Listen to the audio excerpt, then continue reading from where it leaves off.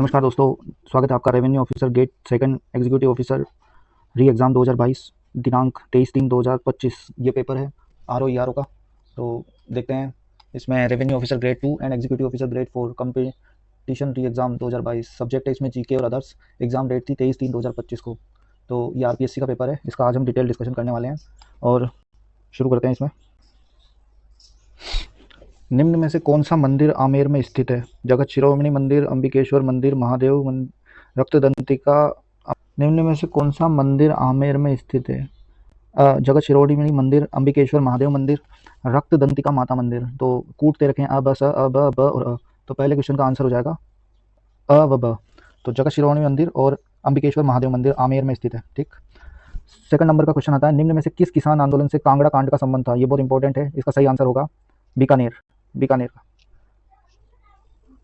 Question number 3 है, सूची 1 को सूची 2 से सम्मिलित कीजिए और नीचे दिए गए कूट का उपयोग करते हुए सही उत्तर का चयन कीजिए। सूची 1 में शासक दे रखे हैं, सूची 2 में वंश दे रखा है। तो क्वेश्चन नंबर 3 का सही आंसर हो जाएगा 2 सही आंसर है इसका। ठीक।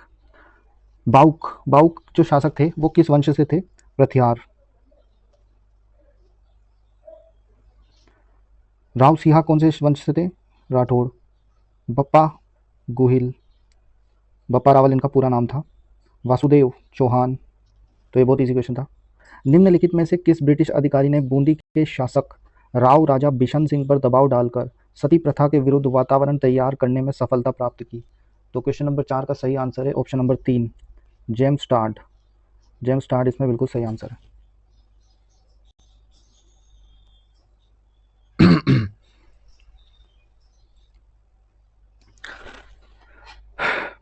क्वेश्चन नंबर 5 आता है, रानी रंग देवी का ऐतिहासिक जौहर संबंधित था।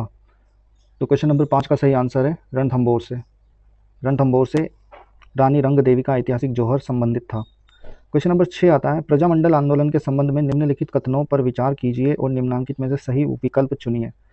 तो यहाँ पे पहला स्टेटमेंट दे रखा है, भूपेंद्रनाथ त्रिवेदी के अथक प्रयासों से बांसवाड़ा प्रजामंडल की स्थापना हुई।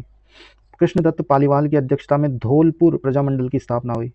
तो हमें इन 4 ऑप्शन में से पता करना है कौन सा सही है। तो यहाँ पे ऑप्शन नंबर 3 सही है, यानी दोनों ही स्टेटमेंट सही है। भूपेंद्रनाथ त्रिवेदी के प्रयासों से बांसवाड़ा और कृष्णदत्त पालीवाल के प्रयासों से धौलपुर। ठीक। क्वेश्चन नंबर 7 पे आते हैं, निम्नलिखित में से कौन सा राजस्थानी लोक संगीत का या के सुशीर वाद्य यंत्र है? तो अलगोजा, भपंग, सतारा, नड़। इनमें से हमको कोड चूज करना है अ ब स, केवल अ व ब, अ स और द। तो क्वेश्चन नंबर 7 का सही ऑप्शन है ऑप्शन नंबर 4, अ स और द। अलगोजा, सतारा और नड़ ये सुशीर वाद्य यंत्र है। क्वेश्चन नंबर 8 पे आते हैं, लोक देवता कल्लाजी राठौड़ की समाधि कहाँ स्थित है? ये तो आपको पता होना चाहिए, लोक देवता कल्लाजी राठौड़ की समाधि कहाँ स्थित है? क्वेश्चन नंबर 8 का आंसर है 1, चित्तौड़गढ़। चित्तौड़ दुर्ग के भैरव पोल पर स्थित है, जो चित्तौड़गढ़ के तीसरे शाके के दौरान अकबर की सेना से युद्ध करते हुए यहीं वीरगति प्राप्त की थी और भैरव पोल पर इनकी मुख्य छतरी स्थित है। रनेला गांव में भी उनका स्थानक मंदिर है, जहाँ पे उनकी घोड़ी दड़ लेकर पहुंची थी। और अगला क्वेश्चन आता है, नाना साहब का झालरा और इब्राहिम का झालरा नामक जलाशय कहाँ स्थित है? तो क्वेश्चन 9 का सही ऑप्शन है तारागढ़ दुर्ग में, अजमेर में। क्वेश्चन नंबर 10 में आते हैं, निम्न में से कौन वृहद राजस्थान के एकीकरण के लिए गठित राजस्थान आंदोलन समिति का अध्यक्ष था? तो क्वेश्चन नंबर 10 का सही आंसर है राम मनोहर लोहिया।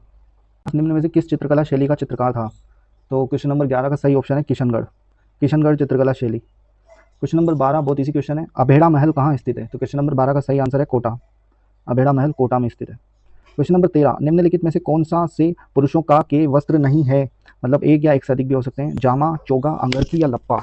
तो इनमें से कूट हमें पता करना है, केवल जामा या लप्पा, केवल लप्पा, जामा या चोगा। तो क्वेश्चन नंबर 13 का बिल्कुल सही ऑप्शन है ऑप्शन नंबर 3। यहाँ पे केवल लप्पा ही है जो पुरुषों का वस्त्र नहीं है, पुरुषों का वस्त्र लप्पा नहीं है, बाकी तीनों है। क्वेश्चन नंबर 14 पर आते हैं, निम्नलिखित में से कौन सा कथन सही नहीं है? मालव संवत का प्रारंभ 78 ईस्वी से हुआ था। मालवों ने वैदिक यज्ञ परंपरा को समर्थन देना जारी रखा था। मालव सिक्कों पर सूर्य एवं बोधि वृक्ष अंकित हैं। मालव सिक्कों पर सेनापतियों के नाम अंकित हैं। तो इनमें से कौन सा कथन सही नहीं बताना है, मतलब फॉल्स वाला कौन सा है इसमें? तो क्वेश्चन नंबर 14 का फॉल्स जो है वो है स्टेटमेंट नंबर 1। तो यहाँ पे मालव संवत का प्रारंभ 78 ईस्वी से ये गलत है और यही उसने पूछा है। क्वेश्चन नंबर 15 पर आते हैं, निम्नलिखित में से किस मुगल सेना नायक को दिवेर के युद्ध में महाराणा प्रताप ने परास्त किया था? तो दिवेर का युद्ध क्वेश्चन नंबर 15 का सही आंसर है सुल्तान खां। 1582 इसमें याद रखना है, 1582 दिवेर का युद्ध हुआ था। ठीक।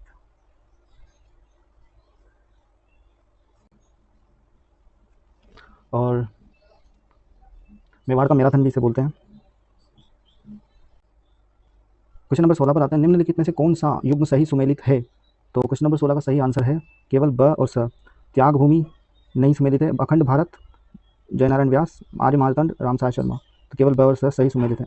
क्वेश्चन नंबर 17, मध्यकालीन राजस्थान की भूमि और राजस्व व्यवस्था के संबंध में निम्न में से कौन सा कथन सत्य है? तो क्वेश्चन नंबर 17 का सही आंसर है ऑप्शन नंबर 2, अ, ब और स तीनों सही है। उपजाऊ भूमि माल व पहाड़ी भूमि मगरा कहलाती थी। सर्दियों में पैदा फसल सियालू व गर्मियों में पैदा होने वाली फसल उनाल कहलाती थी। उपज पर कर का निर्धारण लाटा व कूटा प्रणाली से होता था।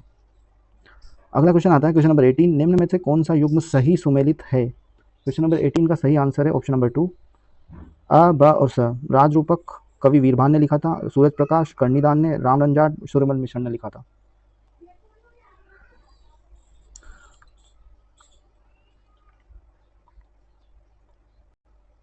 क्वेश्चन नंबर 19 पर आते हैं, आहड़ पुरातात्विक स्थलों के विषय में निम्न में से कौन सा कथन असत्य है? तो असत्य से कौन सा है यहाँ पे?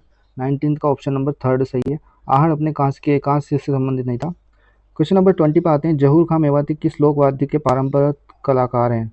तो पारंगत कलाकार जहूर खां मेवाती किस लोक वाद्य के होंगे? क्वेश्चन नंबर 20 का option number 4 bhapang. Question number 21 पर आते हैं, राजस्थान में नॉन कैल्साइट ब्राउन मृदा किन जिलों में पाई जाती है? तो इसका ऑप्शन नंबर 4 बिल्कुल सही है, नॉन कैल्साइट ब्राउन मृदा जयपुर, सीकर व झुंझुनू में पाई जाती है। क्वेश्चन नंबर 22 पर आते हैं, जयपुर, दौसा व टोंक किस पर्यटक परिपथ में सम्मिलित है? तो क्वेश्चन नंबर 22 का सही आंसर है ढूंढाड़। ढूंढाड़ क्षेत्र है ये, जयपुर, दौसा और टोंक। क्वेश्चन नंबर 23, निम्न में से कौन से सही सुमेलित है? सही सुमेलित क्वेश्चन नंबर 23 का कूट यहाँ पे पता करना है, तो ये केवल ए और सी सही सुमेलित है, यानी कालीसोत 12 और आनंद सागर बांसवाड़ा। वीरनार व वरलक्ष्मी उन्नत किस्में हैं, किसकी उन्नत किस्में है वीरनार और वरलक्ष्मी? तो क्वेश्चन नंबर 24 का सही आंसर है कपास। क्वेश्चन नंबर 25 पर आते हैं, निम्नलिखित में से कौन सा राजस्थान में घिया पत्थर खनन क्षेत्र नहीं है? घिया पत्थर का खनन क्षेत्र कौन सा नहीं है? ऑप्शन दे रखे हैं, देवपुरा, बालूपुरा, दागोटा झरना, घेवरिया, चांदपुर। तो नहीं पूछा है, तो क्वेश्चन नंबर 25 का सही आंसर होगा बालूपुरा। ठीक। क्वेश्चन नंबर 26, सूची 1 को सूची 2 से सुमेलित कीजिए और सही उत्तर का चयन नीचे दिए गए कूट से कीजिए। तो क्वेश्चन नंबर 26 का सही आंसर होगा कूट नंबर 2। कूट नंबर 2। तो ए का सेकंड, बंद बरेठा अभ्यारण्य कहाँ है? भरतपुर में। राम सागर वन विहार धौलपुर में। शेरगढ़ अभ्यारण्य 12 में।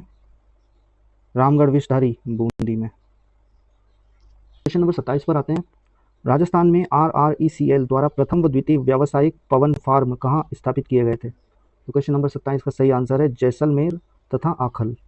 निम्नलिखित में से कौन सा जैसलमेर में प्राकृतिक गैस भंडार क्षेत्र नहीं है? तो क्वेश्चन नंबर 28 का सही आंसर है जोगसरिया। क्वेश्चन नंबर 29 पर आते हैं, सूची 1 को सूची 2 से सुमेलित कीजिए तथा सही उत्तर का चयन नीचे दिए गए कूट से कीजिए। क्वेश्चन नंबर 29 का सही आंसर है थर्ड, ए फोर्थ बाला किला जो है वो अलवर में है। B1 देलवाड़ा मंदिर माउंट आबू में है। C2 स्वर्ण कोठी टोंक में है। 84 खंभों की छतरी बूंदी में है। ठीक, तो इसका ऑप्शन नंबर 3 सही है। निम्नलिखित में से कौन से स्थान सिद्धमुख परियोजना से सिंचित है? तो क्वेश्चन नंबर 30 का सही आंसर है राजगढ़ व तारानगर। राजगढ़ और तारानगर सिद्धमुख परियोजना से सिंचित है। निम्नलिखित में से अरावली की उस चोटी का चयन कीजिए जो कमलनाथ से ऊंची तथा अचलगढ़ से नीची है। तो क्वेश्चन नंबर 31 का सही आंसर है रघुनाथगढ़। भारत वन स्थिति रिपोर्ट 2021 के अनुसार वर्ष 2019 से 21 के आकलन में निम्नलिखित में से किस जिले के समूह के वनावरण में ऋणात्मक परिवर्तन हुआ? तो क्वेश्चन नंबर 32 का सही आंसर है करौली तथा जालोर। ऋणात्मक परिवर्तन, तो ये उस वक्त का करंट अफेयर है, इस बार का आप देख लेना क्योंकि वन रिपोर्ट आपको लेटेस्ट पढ़नी है। जनगणना 2011 पे एक क्वेश्चन आता है, जनगणना 2011। क्वेश्चन नंबर 33 पे आते हैं, 2011 में राजस्थान में ग्रामीण व नगरीय पुरुष साक्षरता दर क्रमशः थी। तो क्वेश्चन नंबर 33 का सही आंसर है फर्स्ट, ग्रामीण पुरुष साक्षरता दर 76.2% और नगरीय पुरुष साक्षरता दर 87.9%।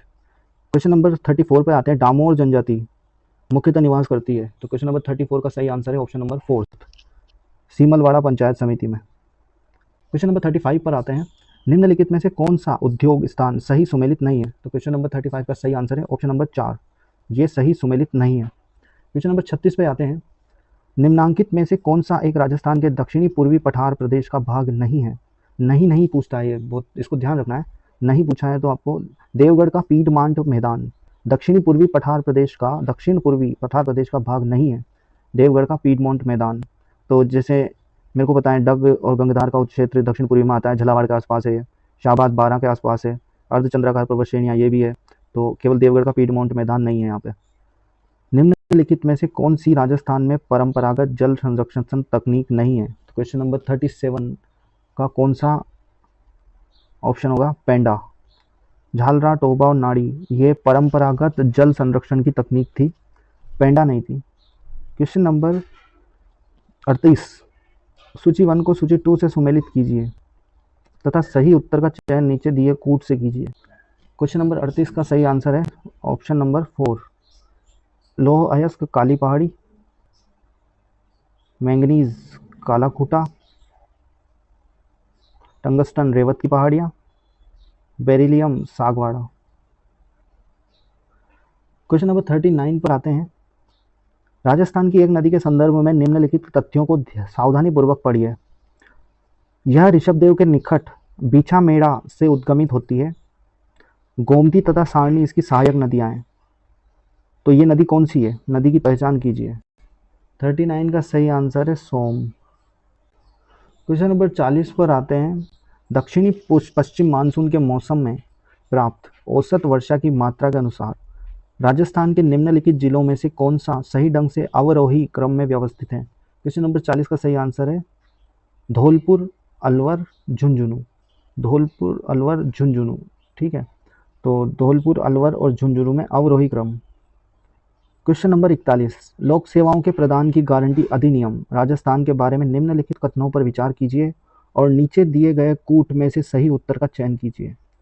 पहला ऑप्शन है केवल सी सही है, केवल ए सही है, केवल बी और सी सही है, केवल बी सही है। तो क्वेश्चन नंबर 41 का सही आंसर है केवल सी ऑप्शन सही है, केवल सी वाला स्टेटमेंट सही है। राज्य लोक सेवाओं के प्रदान की गारंटी अधिनियम, इस अधिनियम को राज्य विधानसभा द्वारा भारत के गणतंत्र के 62वें वर्ष में पारित किया गया। अब हम क्वेश्चन नंबर 43 में आते हैं, राज्यसभा के संबंध में निम्नलिखित में से कौन सा कथन सही नहीं है? इतना ये नहीं पूछा है, सही नहीं है। तो क्वेश्चन नंबर 43 का सही आंसर है ऑप्शन 4, 1970 में इंदिरा गांधी के प्रधानमंत्रित्व काल में राज्यसभा में महिला सदस्यों की संख्या सबसे अधिक थी, तो ये फॉल्स स्टेटमेंट है। क्वेश्चन नंबर 44 पर आते हैं, राजस्थान राज्य चुनाव आयोग के संबंध में निम्नलिखित में से कौन सा कथन गलत है? वापस से पूछा है सही नहीं कौन सा है, तो क्वेश्चन नंबर 44 का सही ऑप्शन है ऑप्शन नंबर 4। क्वेश्चन नंबर 45 आता है, national service volunteer scheme NSVS एवं राष्ट्रीय सद्भावना योजना RSY को मिलाकर किस योजना की क्रियान्वित की गई? क्वेश्चन नंबर 45 का सही आंसर है नेशनल यूथ कॉर्प्स, तो ये आ जाएगा। क्वेश्चन नंबर 46, 1958 में राजस्थान उच्च न्यायालय की जयपुर पीठ भारत सरकार द्वारा गठित एक समिति की सिफारिश पर समाप्त कर दी गई। इस समिति में निम्नांकित में से कौन सदस्य नहीं था? तो ये काफ़ी इंपॉर्टेंट क्वेश्चन है। तो इस कमेटी में इंद्रनाथ मोदी सम्मिलित नहीं थे, ये 1958 में ऐसा हुआ था। क्वेश्चन नंबर 47 पे आते हैं, मौलिक अधिकारों के बारे में कौन से कथन सही हैं? नीचे दिए गए कूट में से सही उत्तर का चयन कीजिए। तो क्वेश्चन नंबर 47 में ऑप्शन नंबर 2 सही है, ऑप्शन नंबर 2 सही है। केवल 1, 2 और 3 जो है ना वो सही है। कुछ मौलिक अधिकार केवल नागरिकों को दिया गया है, कुछ मौलिक अधिकार कार्यपालिका के विरुद्ध संबोधित है लेकिन विधायिका पर कोई प्रतिबंध नहीं लगाते हैं, कुछ मौलिक अधिकारों का उद्देश्य विधायी शक्ति पर निरपेक्ष प्रतिबंध है,